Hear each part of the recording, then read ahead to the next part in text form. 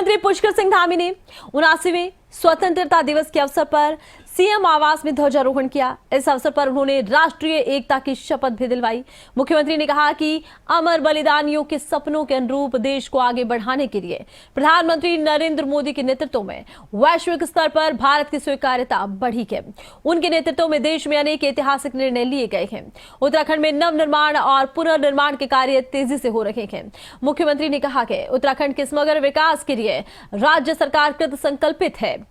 आगामी 25 वर्षों की योजनाओं पर कार्य किया जा रहा है। जन सहयोग से उत्तराखंड को देश का श्रेष्ठ राज्य बनाने की दिशा में कार्य किया जा रहा है। मुख्यमंत्री ने प्रदेशवासियों को स्वतंत्रता दिवस की शुभकामनाएं दी। उन्होंने देश की आजादी एवं मां भारती की रक्षा के लिए अपना सर्वोच्च बलिदान देने वाले महानायकों का स्मरण किया है। प्रदेश की धराली और अन्य क्षेत्रों में आपदा से जान गंवाने वालों को श्रद्धांजलि देते हुए उन्होंने पीड़ित परिवारों के प्रति अपनी संवेदनाएं व्यक्त की। उन्होंने कहा, आपदा से प्रभावित क्षेत्रों में पुनर्वास की व्यवस्था की जाएगी।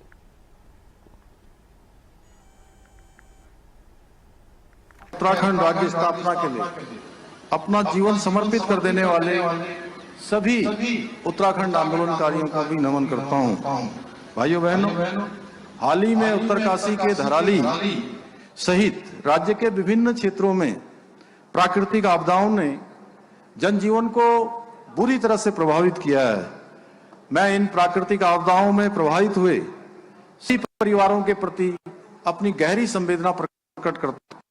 अत्यंत कठिन परिस्थितियों में आदरणीय प्रधानमंत्री जी के मार्गदर्शन में सेना, आईटीबीपी, एनडीआरएफ, एसडीआरएफ सहित राज्य सरकार के विभिन्न विभागों ने जिस तत्परता से, जिस समर्पण से और साहस के साथ राहत एवं बचाव कार्यों को अंजाम दिया, उसके लिए मैं सभी का हृदय से आभार व्यक्त करता हूं।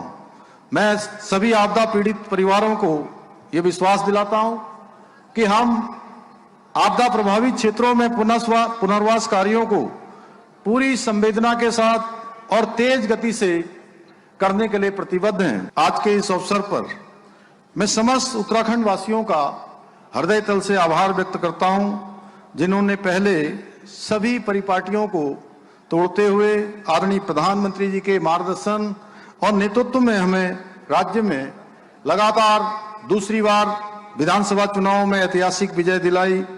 फिर लोकसभा की 5 सीटों को देकर आदरणीय मोदी जी को तीसरी बार देश का प्रधानमंत्री बनाने का आशीर्वाद दिया।